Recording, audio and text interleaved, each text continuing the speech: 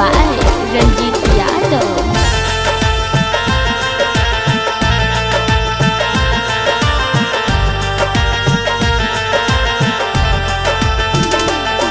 आगे बन में खोजियोगे जानू ऐनी न के नजर ए जा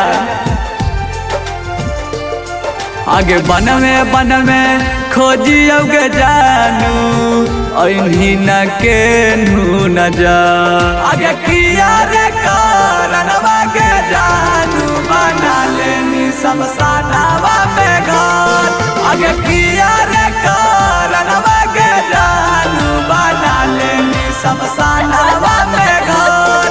अरे हमने उनके प्यार सोना कल ना विधना सविता हमने उनके प्यार सोना कल ना विधना सविता।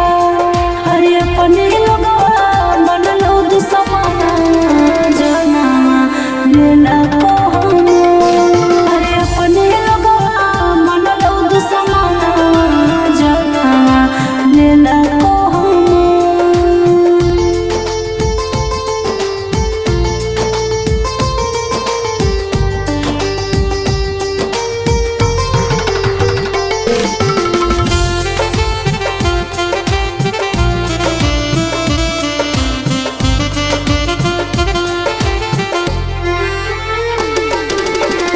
अंतिम इच्छा पूरा तेरे सोनावा करके मोर लाश दफन।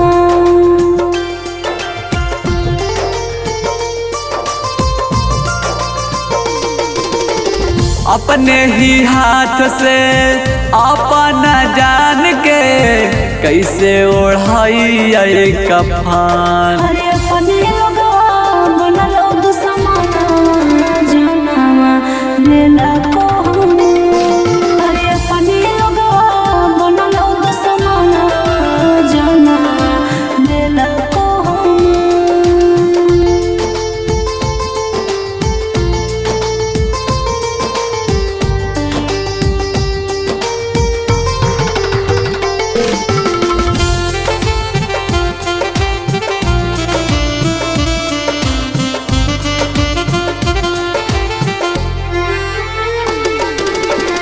करे है न गलती रे चंदनवा खाले तो किरिया हम।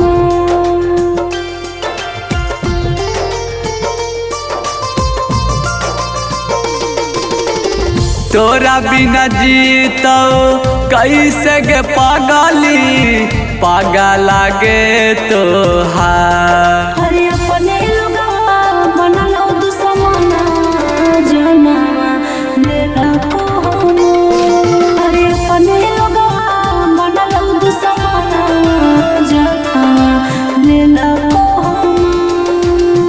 Bholenath recording studio Kariyatpur.